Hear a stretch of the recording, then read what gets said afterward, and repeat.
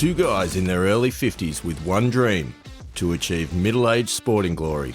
This is the Missing Links Golf Show.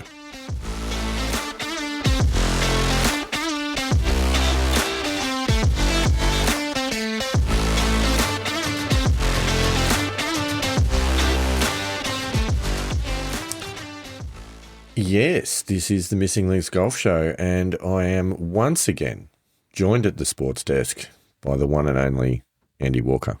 Andy Walker, welcome back. Is it the sports desk or is it the sports den? It's a very good question. Looking at our backgrounds here, there is a desk, and it does look a bit denish. But I'm not sitting at the desk. No, really. You're sitting in front of the desk. You've got your back to the desk, which... Oh, no, it's just weird. It's very weird. I'm sitting in front of it, facing the door or something. Yeah. You're greeting the pilgrims as they come through the door. Yeah, because they're all flowing in. Yeah, absolutely. That's exactly the way that it works on a Zoom background. But anyway, it really doesn't matter.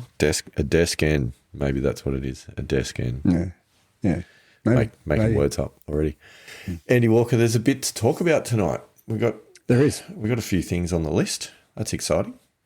Yeah. Well, I mean, it's good to... Well, and certainly from my perspective, good to actually make a bit of progress. I feel like I'm heading in the right direction, which is a really, really good thing. I actually feel like I would have played some golf by now if it hadn't been for A, weather issues, and B, computer issues. So I've had a couple of challenges in recent times, but look. Hang on a minute. Yeah. Hang on, let's put a dose of the Fed incomes over the top of this, please. Yep. I can understand weather issues preventing you from playing golf, but an issue with your computer, Andy Walker, I don't know about you, but I don't use my computer a huge amount whilst I'm playing golf. No, but I do use my computer a hell of a lot when I'm working, and when I don't have a computer for over a week to complete work, then I've got to catch up. And when I've got to catch up, that prevents me from going and playing as much golf as what I'd like. No, there's a flaw in your argument. You didn't have your computer operating for about a week, which meant that you couldn't work. It's the perfect time to play golf. Yeah, not quite the way it works, but I see your rationale, but not quite the way it works. I think it is. Anyway, that's all fine. There is a bit of Voice of the Pilgrims we need to kick off with, Andy Walker. Okay, nice. I don't know. We haven't heard from the Pilgrims for a little while. Well, semi-pilgrim, I'm going to say, because it was Sandy Wedge. I don't know if you saw this. Did you see this? Sandy Wedge put a comment in the Missing Links Golf Show podcast group. I actually did see this, yes. Yeah. And it's a very good point too, I must add. Yeah. So... For those of you that don't know Sandy Wedge, the great man Sandy Wedge is a roving golf reporter who I would have thought was either, over doing the FedEx Cup or maybe even over in Switzerland or whatever the DP World Tour was headed to last weekend. I think it was over there. Surely he's got to be preparing for the Ryder Cup. I mean, that's not far away. You would have thought so, right? But he has taken a shining to the Missing Links Golf Show, and even before that, the original version of the Missing Links. He always for a Missing Links Masters events, he always writes a few player profiles and the like. So anyway, he got involved, and he says this, Andy Walker. He says, "I just finished listening to episode 92, A Day at Duntry League, and I have a question. At the start of the episode, Steve said he was playing in the competition. So what was the result of the competition? Seems to have been conveniently left out of the story. By the way, great episode." Fair question. We didn't talk about the result of the competition. No, we didn't. We got carried away with everything else and we forgot to talk about that. Apologies.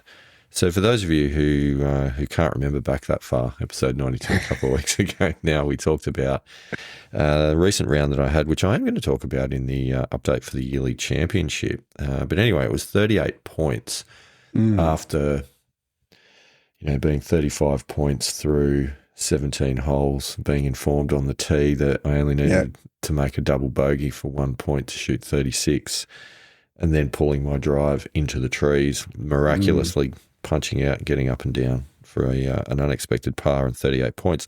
So, Sandy Wedge, good question. Where did that finish in the competition? Well, this is an interesting point. It actually won the comp for the day. Nice. Nice. Well, not just A grade, but the whole thing. The whole comp, yep. It was not only that, Andy Walker, and this is a point that I'm particularly proud of. It was the low round off the stick for the day in the field. Nice. So low round, and then winner of the day. Yeah. So that's always good as a visitor to take their money. Yeah. Love that. It's always nice. But what I'm actually more proud of than that is the fact that result didn't seem to matter enough for us to even bother mentioning it during the episode. It didn't. No, it was, and this is where I think we've come a long way, is that we were talking about process, and we were talking about what happened during the round and how it played out and how we can learn, and how we can get better, and learn from each other, and be able to take those points away. And we didn't even talk about the result, the outcome. No, we totally forgot about it, which I think is fantastic. So that if nothing else, I think that shows that we've matured a little bit. Maybe. Who knows? Maybe not. So there you go. There's the answer to your question, Sandy Wedge. Not only not conveniently left out by any stretch, just left out. There's nothing convenient about it. Totally forgot. Anyway, I'm glad we've cleared that up.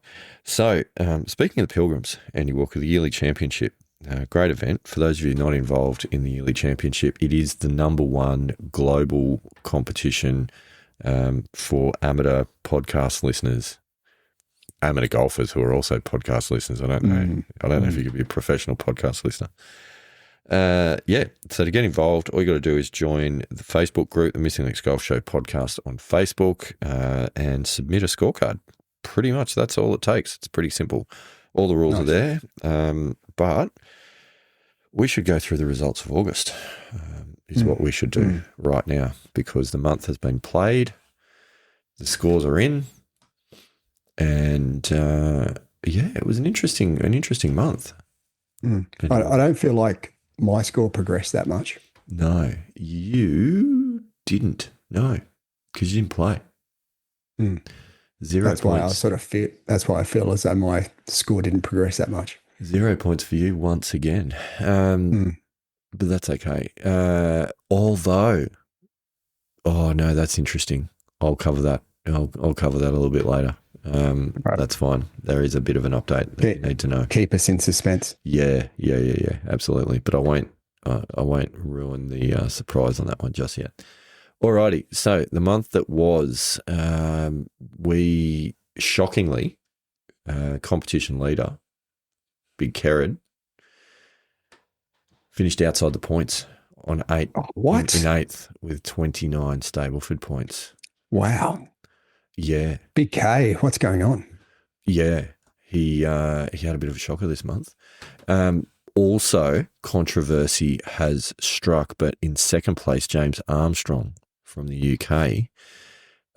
He didn't put a score in. He didn't get around to golfing. Yeah, right. And okay. I feel like maybe that's something to do with the change of job that he did make a remark about in the Facebook group. Yep. Hope everything's okay, James, and you get back out on the golf course soon. Yeah. Because you're in a strong position. I mean, you've got to put a little bit of work in, I guess, at the start of a new job before you impress the boss and before you start sort of sneaking out into the golf course. Is that what you did in your job? Especially midweek. Yeah, exactly what I did in my job. I was completely impressing the boss and staying in the office. Yeah, very good. So anyway, there's a couple of turn-ups there, and another stalwart at the top of the leaderboard, Benny Walker from Australia, also did not strike a blow, did not get out there, no card submitted for the month. Very disappointing. Yeah. there's a few controversial results right there. So does that mean that the results and the points went down like quite a way, or was there still some pretty strong results in August? do you want to hear all about it? Yeah. Should we get into it? Yeah. So here we go. In 6th place, scoring one more point in his yearly championship tally to add to the previous other 2 instances of 1 point that he's earned. Do the maths, it's a total of 3. With 32 Stableford points is Alex from Dubbo. Well done, Alex. Yeah, great effort. 32. So there you go. Now in 5th place with 34 Stableford points, so another 2 onto his tally, is good old Donny from Bathurst. Donny. Donny's had a couple of good results. Yeah, he has actually, because he scored 38 points last month. He came in 2nd. Yeah. Wow, burglar. Maybe he's getting chopped. So well done there, Donny. Good effort. Dark horse? Would you say dark horse? Really? Or a bit too far back? Very dark. Very dark. Dark horse Donny. Mathematically, yeah, sure. Is it going to happen? Can't say it. So that's in 5th place. In 4th, 3rd and 4th was a count back Andy Walker. Oh. This was exciting. Rough. This was exciting. It was a count back on 37 points. 4th. Yeah, right. So losing the count back because only 16 of his points were on the back 9 is Lucas Anderson, our friend Lucas, not from WA, but in fact from South Australia. Correct. So is that a strong front 9 then? I mean, so it's 21 points. So, 21 points the front 9. That's good. It is. I think. So tell us what happened, Lucas. Well, we know a little bit what happened because I don't know if you remember, but last episode when we were talking about how to go low. That was in response to Lucas's question in the Facebook group about getting ahead of himself. In fact, I think he said something like he was even after 8 holes and he was 100 metres out on the 9th in the middle of the fairway, and he thought to himself, I'm even after 8 holes here, and proceeded to make double. Yeah. So that when we were talking about, you've played the first 8 holes, focusing on process, and then all of a sudden you're in the middle of the 9th fairway going, let me think about outcome, please. Let me just time travel a bit. Yeah. So that was that's what happened. That's exactly what happened, and then things seemed to unravel ever so slightly. But I mean, not really. Like 16 points on the second night. 16 points is still a decent 9 holes. Like, it's not bad golf by any stretch. But Lucas pipped at the post by competition newcomer, first card entered for the year, by Dicko, Jeremy Dixon, also Australian. Dicko's put in a card with 37 points, 17 of them on the second 9. Ooh, so he's just snuck in. By 1 point. Yeah, good one. Could have been the first time we'd have to go back. Like, is it? It's hole by after hole. 9. It's hole by hole. Is it? If it's tied, if it's tied on the back 9, then you go to the front 9, and amazingly, that would also be tied. What an absolute useless next step. It's like, they shot the same score. The back 9 was tied, but he won with the front 9. No. No. So then you go back hole by hole, starting at 18. And is that standard? Because I thought it went back like 3, then 6, or maybe the reverse. Before it starts going hole by hole. It's hole by hole. Unless you're playing in some funky competitions with more complicated rules. Hole by hole. Back 9 first, then hole by hole. So back 9 first, then front 9, then hole by hole. Skip the front 9 if you want. So 5 points. Dicko. great work. Then in second place with 7 I reckon I yearly reckon I know who championship that points. Fairly easy one to guess. That man who shot 38 points at Duntry League earlier in the month, winning the competition and shooting the low round of the day. Thank you very much, ladies and gentlemen. Which did not win the monthly championship of August, though. Yeah, good point. Good point. So it didn't win everything, really. Yeah. I mean, and that's good. Stay humble, people. That's what we want. All right. And then winning. Oh, this is exciting. Winning another newcomer to the competition. Nice. Nice. Love it. I reckon a lurker, just quietly. I reckon he's been sitting and watching. Yeah, and pumping the ball around the golf course with some pretty dodgy scores, and then finally puts a good card together and goes, and whacks it in. You know what I'm going to do with this? I'm going to chuck this one in the Missing Links Golf Show Yearly Championship. Nice. Like it. Tony Enos from the United States of America. Tony, we don't know where you're from, don't know anything about you, but we'd love to hear more. Yeah, for sure. 42 Stableford points. Read it and weep, ladies and gentlemen. Wow. That is an outrage. Like daylight second. Oh, one by the length of the straight. 4 points. He's won by, it's 10% pretty much of his score. It's ridiculous. Great round of golf. 10 points to his yearly championship tally. And well done, Tony. Yeah. So there are 2 more people that have leapt in front of you on the leaderboard, Andy Walker. Unsurprisingly. Yeah. So what that means, at the end of August, we have got 4 months remaining to play in the yearly championship. Our leader, Big Kerrod, sits atop on 45 Stableford points. Now that means if you are currently on less than 5 yearly championship points, if you're currently on less than 5, you cannot win the yearly championship. Andy Walker, I'm here to tell you that you cannot win the yearly championship. Your year is done. Cooked like a dinner. It's no great surprise, though, is it? No, to be fair, it's not. So that means there is still 1, 2, 3, 4, 5, 6, 7, 8, 9 people who can win it. It's all happening. But, of course, if Big K wins another month, then it's almost all over, isn't it? Really close to wrapping it up. Yep. So there. He's a hard man to beat still.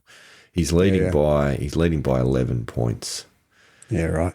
James, this was your chance to put a dent in that lead if only you had had the opportunity to get out and put a score in.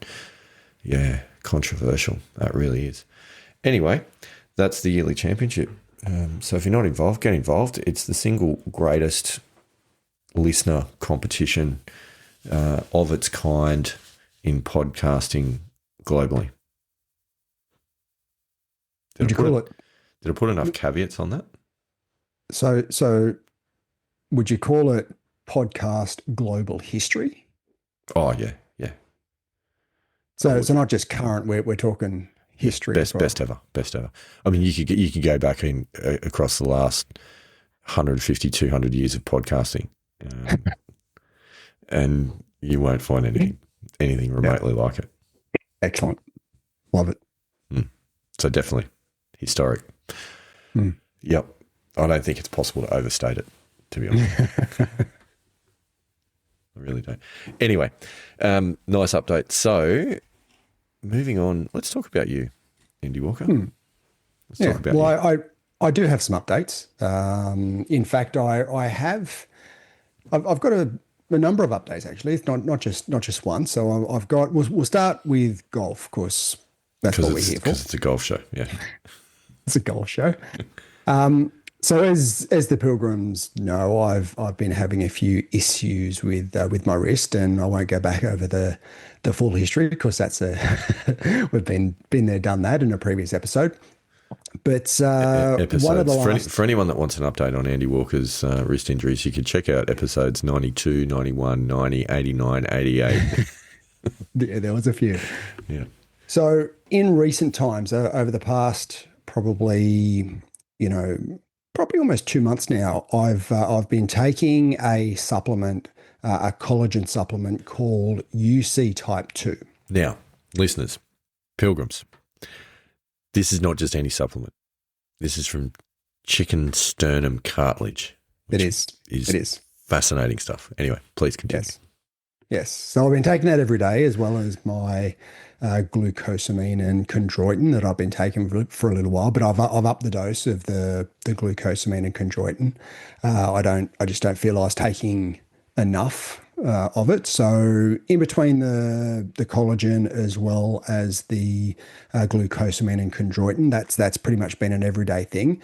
As well as I've got a magnesium-based lotion that I've also been putting on my wrist every day. Now, magnesium is really good for bone health. It's good for muscle and nerve function. So this has also really helped as well. And I sort of feel as though I'm certainly well on the way back to bringing my wrist into a point where I can have a full round of golf with little or no pain. So in between sort of working in my office, I've been doing some swing position practice with the Stack Training Club. Now I did do a little bit of research on it's not called the Stack Stick. As we've coined it in previous episodes, it's actually called a training club. So I've been doing some, without the ball, just some position practice.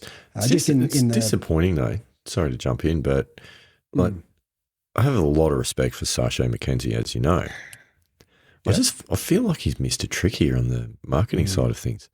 The Stack Training Club is not nearly as snappy and catchy as the Stack Stick. No, it's not. Yeah, the Stack Stick's good. I like it. We might have to give him a suggestion, bit of feedback. I think so.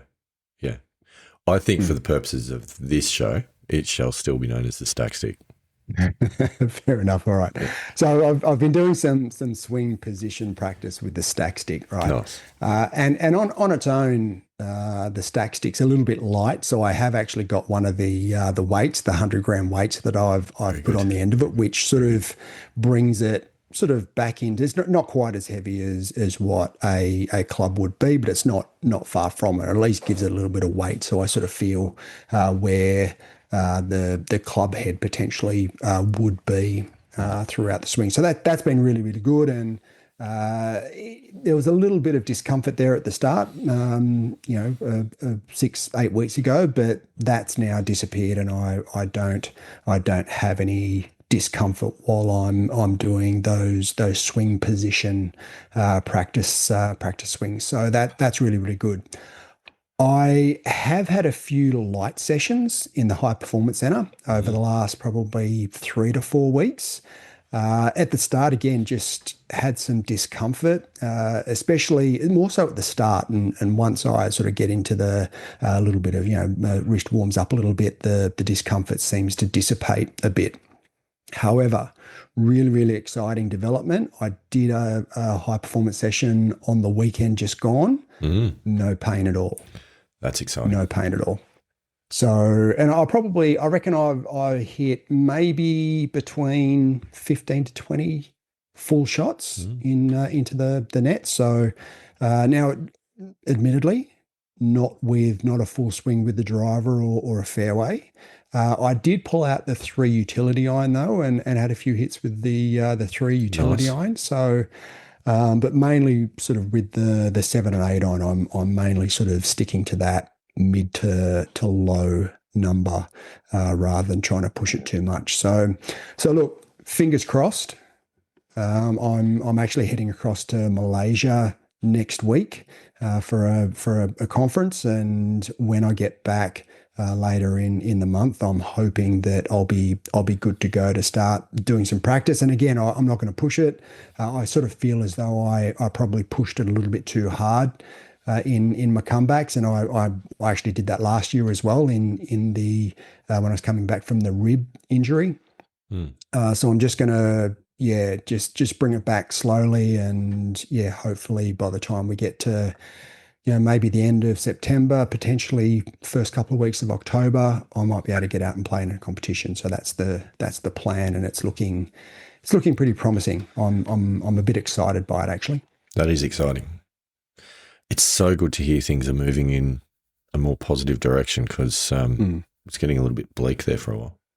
Yeah, yeah, and it was getting to me a little bit, or more than a little bit, but I was actually thinking that maybe, this was going to have a fairly severe impact on the longevity of well, even where I am now, and playing golf regularly now. I was starting to think, maybe I might sort of start trying some sort of injection or lawn bowls. Lawn bowls was definitely not part of the plan. Maybe I don't know, maybe left-handed tennis or something. Might have taken up. Left-handed tennis. Yeah. I don't know. Had a few thoughts there, but no, it all seems to be heading in the right direction. I am actually having a game of golf while I'm in Malaysia. Ooh, that's exciting. It'll be interesting to see how that goes. So that's next week, next Thursday. Wow. I'm having a game of golf in Malaysia. So yeah, stay tuned, pilgrims. I'm pretty confident that it's gonna be a good result. Well, that is exciting. Definitely. Yeah. Definitely. So yeah, hopefully the improvements continue, and you start being able to. I suppose you're going to leap straight into an 18-hole round, aren't you? Yeah, well, next week. I mean, look, I'll probably have a couple of more light sessions in the high performance centre beforehand. I'm actually heading down to Sydney on Monday next week, and then we're flying out on Tuesday. So I'll have a few sessions with the remainder of the week, and maybe on the weekend just to see how I go. So it's not going to be like cold, just getting out and having a hit, but there'll be some light sessions in the high performance centre. And then you get out and play any holes or anything like that, do you think, before you go? Probably not. I was thinking about going out last weekend, but yeah, I had a couple of days where I wasn't feeling that good, so didn't end up working out. Just a mystery illness, was it? Just struck. A couple of liquid food poisoning. Issues. Yeah, along that line. Not liquid food poisoning, but just food poisoning, and there was liquid involved. Should we call it what it is? I mean, it sounds like a hangover, Andy Walker, if you ask me. No. I actually haven't. I haven't had a drink since I've gone on to this new diet / lifestyle that I've embarked on. So and talking about that was going to be my next update is the health update. Yeah. So if you remember back in the middle of July, I went down to Mollymook, took the kids down, and we had a good week down there with Ted from Mollymook. Came back from Mollymook, jumped on the scales at 102 kilos. No, but it was 97.9. It was pretty close to the ton. Wow. And then I got some results that week from a blood test I had back in April that wasn't particularly good. So I did make an appointment to go and see a doctor who practices functional medicine. Now, functional medicine is the cross between the traditional Western medicine, but has also studied natural therapies. So she uses a combination of both, which sort of helped me a couple of years ago when I was having some joint issues. And we sat down, we had a really good chat. She had some pretty serious concerns about some of the blood numbers that I had. Now, remember that this is back in April, so it's not current. And back in, I'd probably put on a good sort of 3 or 4 kilos since April. So I reckon if I'd got my blood work done at the time, it would have been worse than where it was.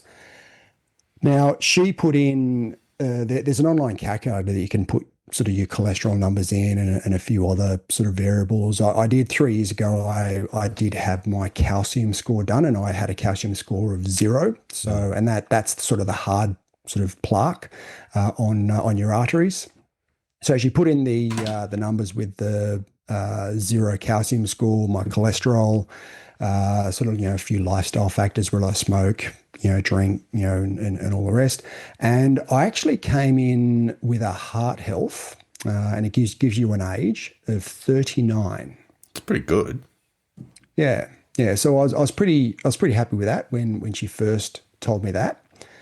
Then she said, but there's a couple of things that it doesn't take into consideration. Firstly, it doesn't take into consideration the lipoprotein little a reading that I have now. Just a little bit of a recap. Lipoprotein little a is a LDL, so it's sort of the bad cholesterol. It's genetic, it's hereditary, and pretty much if you've got it, you can't really do anything about it. So cholesterol, traditionally cholesterol is lifestyle factors, but lipoprotein little a is not. It's a genetic hereditary condition. So if you have a elevated lipoprotein little a reading, you have a 3 to 4 times higher chance of having a heart attack than someone with what would be called a normal or low lipoprotein little a reading. And that's even just with normal cholesterol. Right. So it's one of these things that there's a lot of research being done about it at the moment. So my dad has it, my brother has a an elevated lipoprotein little a level. So yeah, that this online calculator doesn't take into consideration the lipoprotein little a elevated reading. It also doesn't take into consideration my blood glucose level, which is or was pre-diabetic level. That I find extraordinary. Yeah. Yeah. Now, to be honest with you, I'm not surprised by that in thinking about some of my lifestyle choices in recent times. I'm talking probably the last 12 to 18 months. Don't mind some chocolate. Right. And I have a tendency not to be that disciplined in leaving that much. and when I say much, I mean none. Any family block a night? Yeah. Don't mind a bit of the natural confectionery company. Really? Snakes. Really? don't mind some of those. Really? That's interesting. And the other thing which I also really, really enjoy is Italian food. And when you get into the refined flour, like white flour, and talking about pastas, talking about pizza, you're talking about those. I eat wholemeal bread. I don't have white bread, but certainly the white pasta and then the pizza base. That also contributes to an elevated blood sugar level and potentially issues with diabetes. So that's where it comes from. And I don't drink soft drinks. I don't, because they're the bad ones. Yeah. And I don't, but there's plenty of other stuff that I was doing that wasn't the best. Right. So even though, my heart health from this calculator was 39, she basically said, because of your lipoprotein little a, because you're pre-diabetic, and her words were, you're a ticking time bomb. So that hit pretty hard, to be honest with you. She said that I really needed to do something about it. And look, I've completely changed what I'm doing from a diet and lifestyle perspective. I've been really, really strict. In fact, on Sunday, I jumped on the scales in the morning. I was 89.7 Wow. kilos. That's amazing. Sunday night, 90.2, because obviously your weight doesn't stay the same throughout the day. Yeah. So I've effectively, lost best part of 8 kilos. That's phenomenal. Over the last 7 weeks. So that's how disciplined I've been in what I've been doing. So strength and conditioning training 4 days a week, 4 mornings, and then being really strict with what I'm putting in my mouth, and it's really paying dividends. That's phenomenal. Well done. Yeah. So when I get back from Malaysia later in the month, getting my bloods done again, I've got a telehealth appointment with this doctor on the 26th of September. And then I've actually got an appointment with a cardiologist on the 30th of September as well. So, just crossing all the T's, dotting all the I's, just to make sure that my heart health is where it needs to be. Yeah. Oh, good work. Well done. Yeah. So look, again, there's some stuff there which was not great and a bit of a wake up call, but I feel as though I'm getting on top of it. So it's at least it's heading in the right direction from a weight perspective. And look, weight is not my main goal. It's more lifestyle and becoming the person that eats well, 80, 90% of the time, becoming the person that consistently trains 3 or 4 days a week. That's the goal rather than a specific weight. But what I would like to achieve is to get my weight down to sort of low 80s. That's sort of where I feel as though my best weight is. So are you suggesting that you're going to place a process focus on this rather than an outcome focus? Is that correct? Amazing. Yeah. So while I've got the outcome there, it's not the main goal. So as I said, my main goal is to maintain maybe not the level of discipline that I have at the moment, because I haven't touched alcohol, haven't touched chocolate, haven't touched any natural confection company snakes. Maybe you should reach out to them for some kind of a promotional opportunity. No. And the partners of the show. Yeah. But no, I've cut out pastas. Haven't, and we make we've got a Thermomix at home, which I know you've got as well, and making the pizza dough and making pizza for kids. So good. Yeah. Actually, maybe we should reach out to Thermomix for some kind of a promotion. That might be better. So that's been tough, but look, at the end of the day, and I said this to you in one of our phone calls, I actually, plan on being around for a while. So that's a good plan. There's some pretty strong motivation there for me to change what I'm doing. No, I think that's very, very, very good work, Andy Walker. I'm very proud of you for that. Just digressing onto the Thermomix for a moment. So, because now the Missing Links cooking show.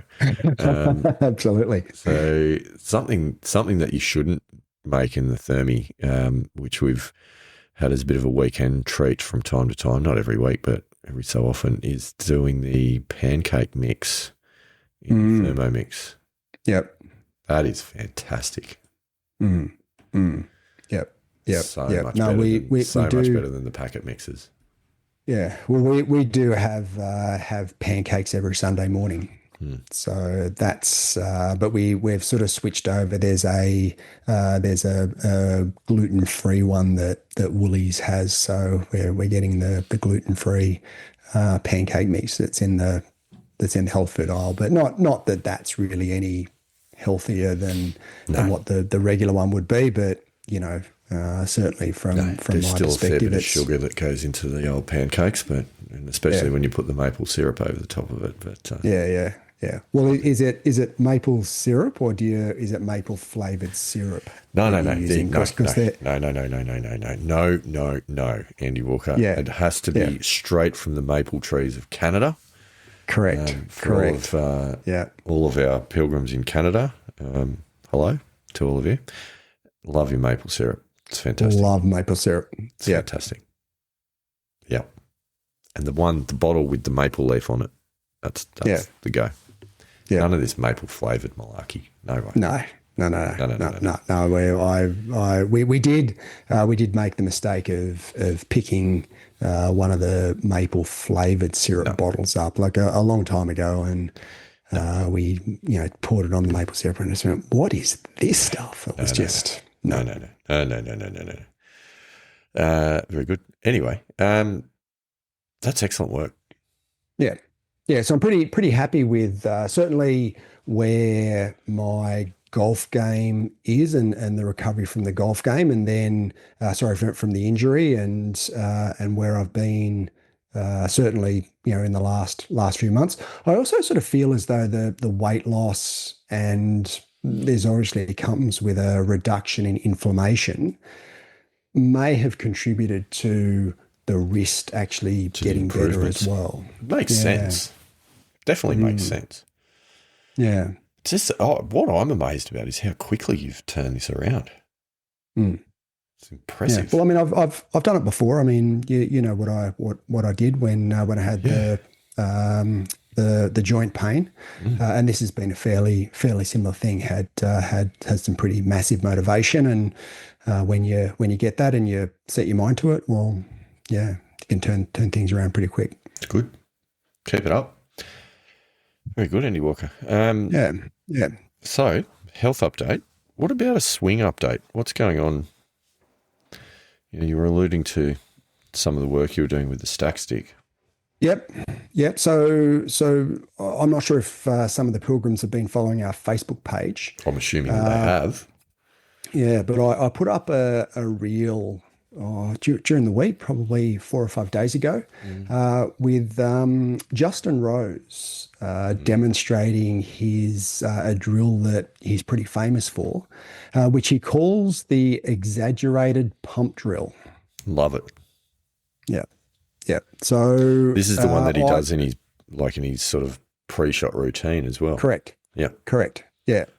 So what he's trying to do, so he takes the club to the top initially, and then in the downswing, which is sort of the main part of the drill, he feels like he's staying sort of bent forwards, so that his chest and specifically his lead shoulder and his back is facing the target. So he's not, it's not the early rotation. So he's trying to stop that rotation from the top of his swing. So he's staying, feeling like he's bent over.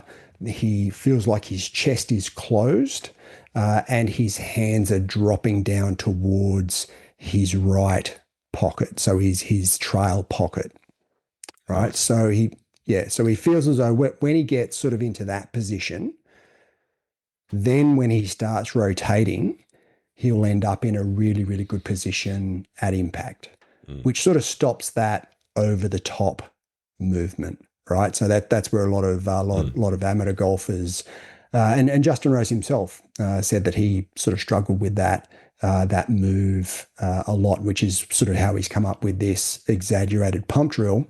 And this sort of allows him to feel like, he's more coming from not necessarily from the inside, but from the right position and on plane, rather than getting his hands outside of his intended swing path and outside of the plane, and that's sort of where I sort of feel my issues have been as well, and we've talked a number of times about how I used to try and hit a fade, and that was basically an over-the-top move.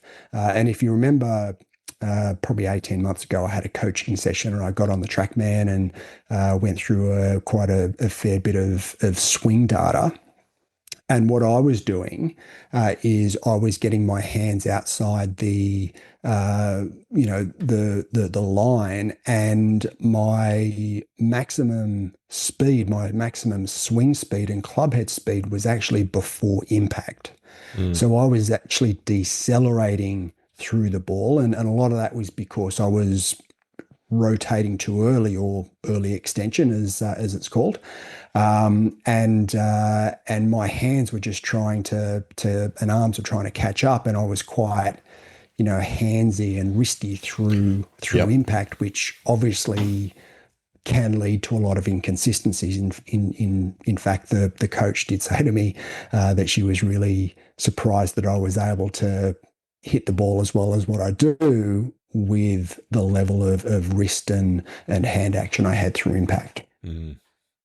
So I feel as though this, and this is what I've been doing. I've also been doing this exaggerated pump drill. And if you pilgrims, if you haven't seen it, go back into our Facebook page, the history. And as I said, it's only 4 or 5 days ago.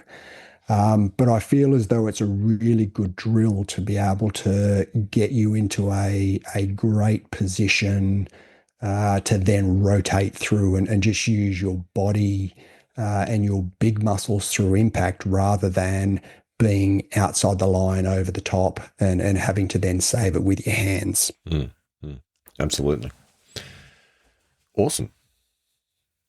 Yeah. So again, I and just another thing that's added to how I feel, that I feel like I'm on the right track through this process. And look, maybe looking back at the challenges that I've had, and I've sort of been into a couple of deep dives into a few areas and tried to understand, I guess, my swing a little bit better, even though I wasn't actually playing, but maybe I wouldn't have had the chance to actually do that and do that deep dive if it hadn't been for this injury. So Silver lining. I sort of feel as though that there, yeah, you're right. There's been a little bit of a silver lining to this, in that it's just giving me the opportunity to step back and go, all right, well, we're starting from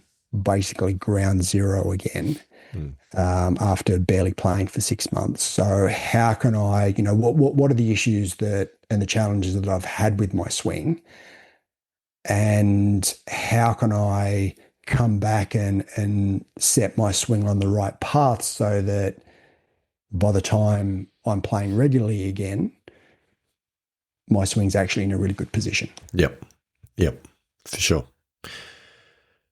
Yeah, it'd just be nice to be able to test it out a little bit more and get out and make a few swings on the course and see what the ball flight's doing. But all in good time. Yeah. You got there. Yeah. So I've also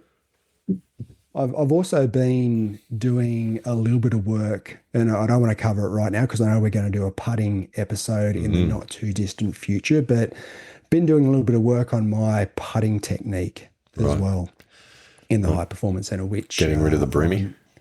No, definitely not. However, in saying that, it's going to be really interesting next week in Malaysia, because I'm not taking my clubs. I'm going to be hiring a set over there, and it's highly unlikely they won't have that I'm going to be able to hire a broomy. So I'll have to just go back to my crosshand. Crosshand? Okay. Yeah, crosshand. Yeah, putted crosshand before I went to the broomy.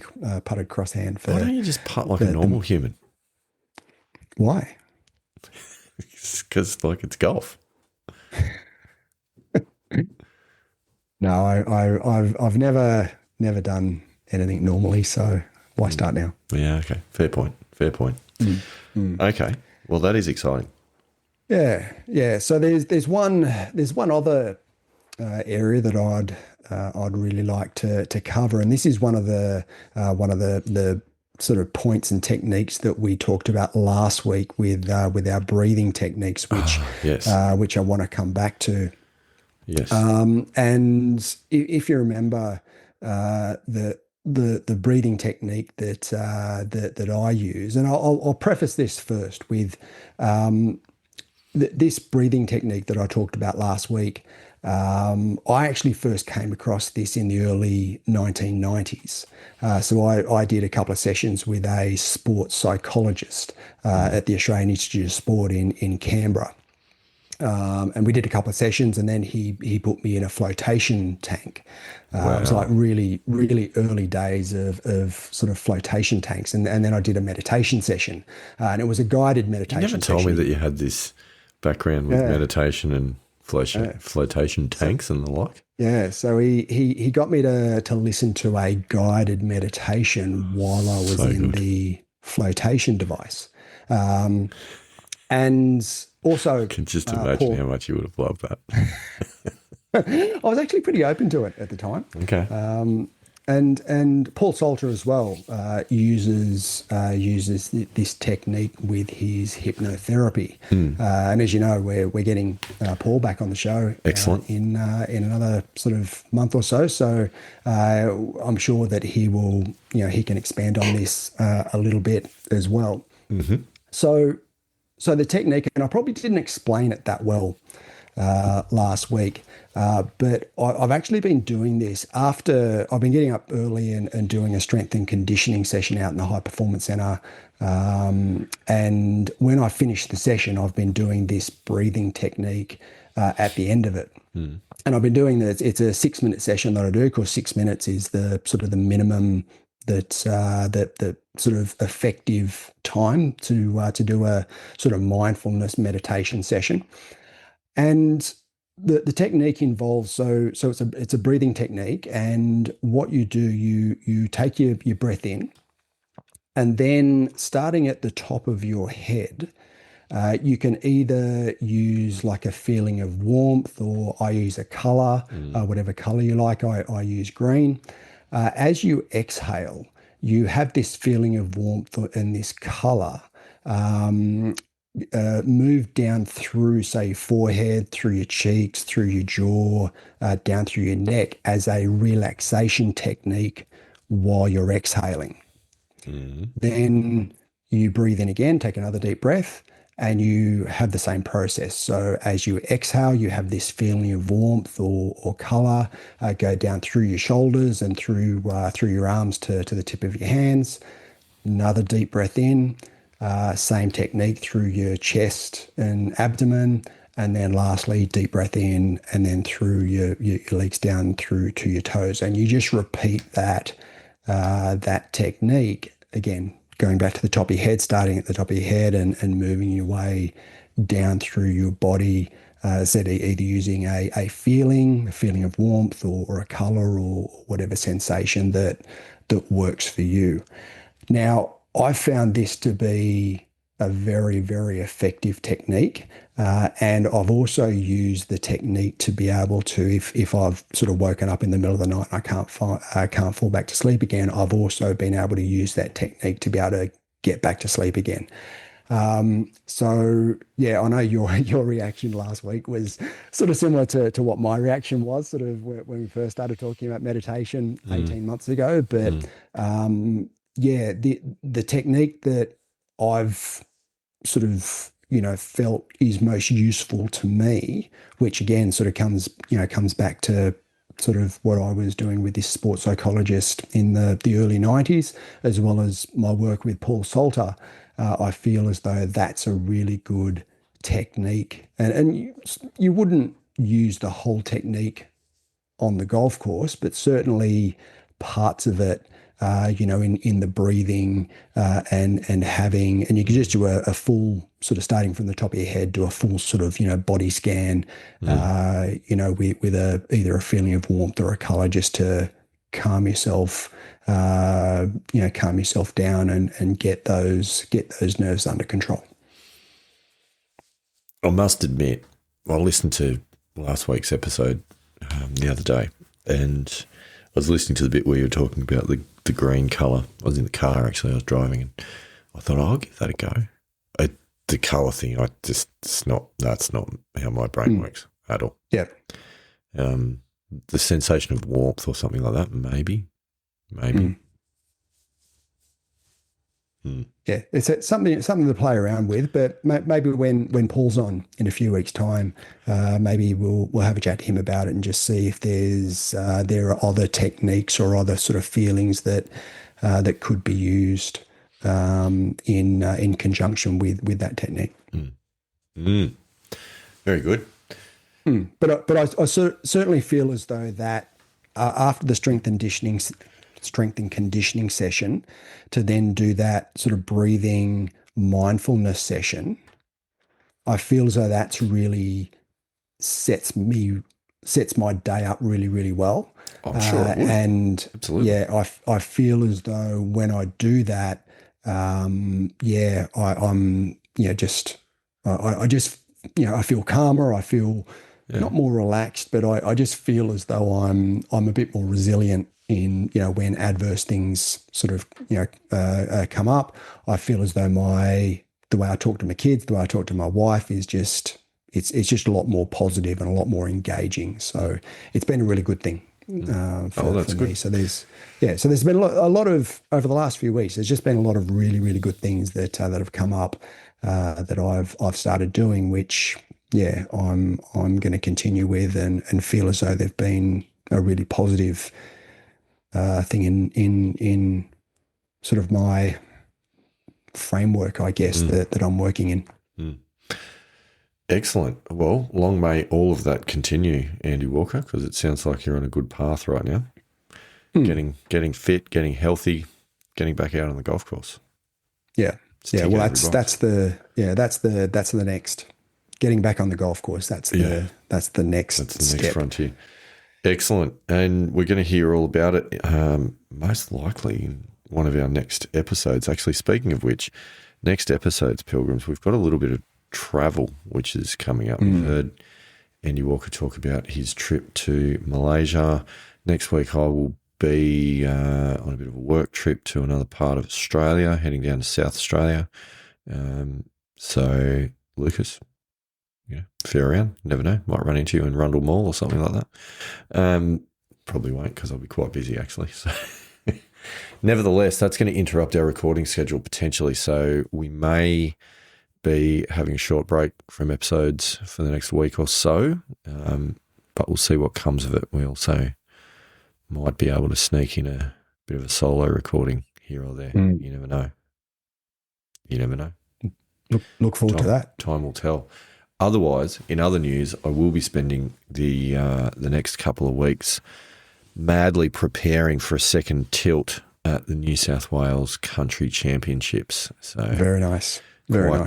Quite excited about getting in the field for that one for the second year in a row. And I'm actually really disappointed that I'm not in the field. I mean, that was such a great championship last year. I mean, obviously I'm in Malaysia when it's played because it's been played a bit earlier this year. It was November last year, whereas they've brought it forward to September, which is strange. Yeah, it's not. It certainly doesn't suit my schedule, but. I don't know why that is. It is what it is. I don't know why that is, but anyway, that is the story. And so that's the 20th and 21st of September. That is correct. So it is in basically 3 weeks from the weekend just passed. So yeah, that's exciting. It's in Cowra, sort of in southern central part of the state. So that's going to be fun. I will not have a chance for practice round though because I'm going to be commuting for the 2 rounds. So I won't be staying down in Cowra. So there'll be no opportunity for a funky Airbnb like I had in Tamworth. That was amazing. Far out. That place was awesome. We're staying there again at some point. Yep. But yeah, so we'll see. I hear Cowra is pretty good though, isn't it? Like it's a decent country track. I have never played it. It always is well spoken of from everyone that I've spoken to that plays it. They say it's really nice. And I've driven past it. It does look nice, but I've never played it. I did a little bit of internet research of Google Maps and or actually through ShotScope you can do your round planning on ShotScope course preview mode. And that's really cool because you can plot out, say distances for tee shots and those sorts of things. So you can start thinking about what clubs you want to hit and build a strategy around how you want to approach the round. So I was doing that. I have actually, sorry to interrupt, but I have actually noticed as well that Arcos have updated their maps and their course maps as well. And I'm looking forward to having a bit of a play around with the new Arcos software when I come back, because it actually looks really cool. I was having a look at it not that long ago and going, yeah, this actually looks really good. So yeah. No, it's a really cool feature, and I like what ShotScope have got going on. So you click on the course preview, and basically you can walk through hole by hole, and there's a line. So it starts at the tee box, obviously goes to the green. There's a line with a dot in the middle for all the par fours, par fives, where you can drag that, that dot or that circle up and down the line and move it to anywhere, so you can actually measure the distance that you might hit your shot, but then also it tells you the distance remaining into the green from where you move that little marker, which is really cool. So like you can measure distances to hazards or fairway bunkers or dogleg corners or anything like that, and you can kind of move it up. And that's what you want when you're preparing for a round. That's the sort of functionality that you want. Yeah. What I noticed about Cowra though when I was having a look at the course is it seemed like there was quite a few like sort of relatively standard par fours that'll be driver wedge or driver 9-9 or something like that. It's what it looked like from the course preview. It'd be interesting to see if it pans out like that in real life. But and also you don't know exactly where the tee boxes are going to be, so you've got to assume there's a little bit of a margin for error. But at the same time, didn't look like that it was a course that was holding a lot of sort of dangers. Hard to tell how narrow fairways are and what the trees are like and some of those things, and I would anticipate probably that will be some of the defence of the course. Probably could be some 7 or 8 unders again, like there was last year. To be honest, I was looking at that and knowing the distances that some of those, the guys like Cooper Giddings and Andrew Kirkman and a couple of the last previous winners, like knowing how far they launch it. Yeah. Like there's going to be some driver flick wedge action going on, and they're going to go low if conditions are right. So I think I feel like that's very, very possible if those guys get on a roll. Yeah, I'm hoping to shoot a 7 or 8 under at some point as well. So 7 or 8 under. Wouldn't that be a story? Wow. What? Because I was saying 7 or 8 under 85, or 7 or 8 under 90, or I'd be happy with 7 or 8 under 85 in that sort of a situation. I think that'd be good. Shooting the 70s in that would be a win. No reason why not. Yeah, absolutely. We're going to go down there and try and give it a crack. Put all the great things that we've been talking about into practice, and show what it's all about in tournament conditions. It's just I'm thoroughly looking forward to it. Yeah. Something so addictive about playing tournament golf. Yeah. There is. So, completely agree. It's very cool, and it's a lot of fun. Hope to do more of it. One tournament at a time, though. So yeah, we'll give this one a go, and so likely we'll be back to talk about that in great detail. Well, look forward to it. We'll also, I'm sure, cover how I go over in Malaysia in my round over there, which, again, thoroughly looking forward to it. Not a comp, not a championship, but it's still a game of golf, which has been few and far between over recent times. So you're going to have to try and keep a Stableford score of some description. Yeah, I will. Yep, for sure. Yep. Yeah, we'll do. Excellent. All right. Well, Andy Walker, it's been a lot of fun. Anything else that we need to cover before we wrap things up for another episode? Nope. I think that's it. There's a lot there, a lot of good things there, but I'm looking forward to the back end of the year. I think it should be good. Excellent. Well, that's pretty much all there is. We will release another episode probably in a couple of weeks, unless I do get the inspiration and the opportunity and something to talk about to do a solo whilst Andy Walker's away. Time will tell. Sounds good. But in the interim, that's it for this episode. But Andy Walker, I've got no idea what to do next. I don't know how to wrap this up. So what should I do, or more importantly, what should the Pilgrims do at this point? Well, what I think you should do, right? And this is specifically as you're heading down to Cowra, getting ready for the country championship. So just to get yourself like mentally into the right frame of mind to be able to compete like at your best and potentially get that 7 or 8 under that you're after. Nice, sounds good. Yeah, I think there's really just only one technique that you need to use. What's that? Rock out, Pilgrims. Fair.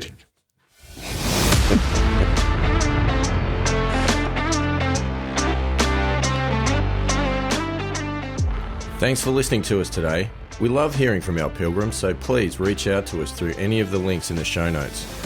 We know golf is hard, so we hope we can help you shoot better scores and inspire you to keep trying. Rock on, pilgrims.